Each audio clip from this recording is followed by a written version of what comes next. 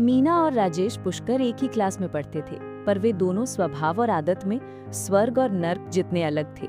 Meena class की सबसे शरारती लड़की थी। उसकी हंसी बिजली की तरह चमकती थी और उसके दिमाग में हर पल कोई ना कोई शैतानी योजना चलती रहती थी। वो अक्सर क्लास में धीमी आवाज में चुटकुले सुनाकर बच्चों को हंसाती, जिससे टीचर का ध्यान भटक जाता था। वो बोर्ड पर लिखे शब्दों में जानबूझकर मजाकिया गलतियां ढूंढती थी। सबसे खराब बात ये थी कि वो पढ़ने वाले बच्चों को तंग करने का कोई मौका नहीं छोड़ती थी, और उसका मुख्य निशाना था राजेश पुष्कर। इसकी विपरीत राजेश पुष्कर एक शांत, पढ़ाकू और हमेशा अपनी किताबों में खोया रहने वाला लड़का था। उसके चश्मे हमेशा नाक पर टिके रहते थे। वो हर टेस्ट में टॉप करता था और होमवर्क हमेशा पूरा रखता था। उसका जीवन सिर्फ गणित के सूत्रों, क्लास के साधारण सूत्र और विज्ञान के तथ्यों के इर्द गिर्द घूमता था। वो मीना की शरारतों से बचने के लिए हमेशा क्लास में सबसे आगे टीचर की मेज के पास बैठता था। मीना को राजेश की सीधी साधी और किताबी जिंदगी मजाक का एक बेहतरीन जरिया लगती थी।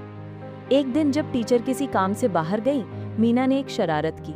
उसने राजेश की नई चमकदार ज्योमेट्री बॉक्स को चुपके से उठा लिया और उसकी जगह एक पुरानी टूटी हुई पेंसिल बॉक्स रख दी।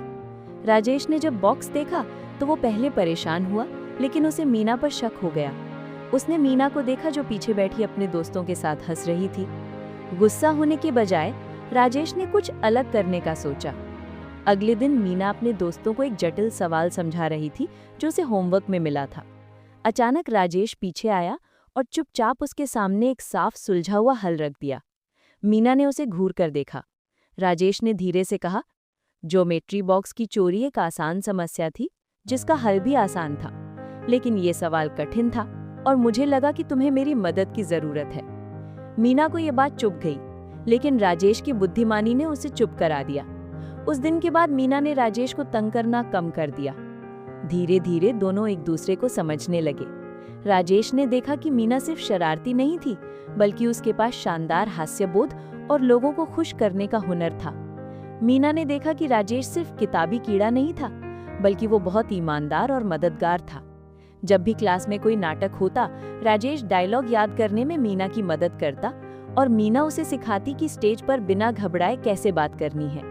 मीना के कारण राजेश पहली बार स्कूल के बाहर खेल के मैदान पर गया, और राजेश के कारण मीना ने पहली बार विज्ञान के प्रोजेक्ट में ए ग्रेड हासिल किया।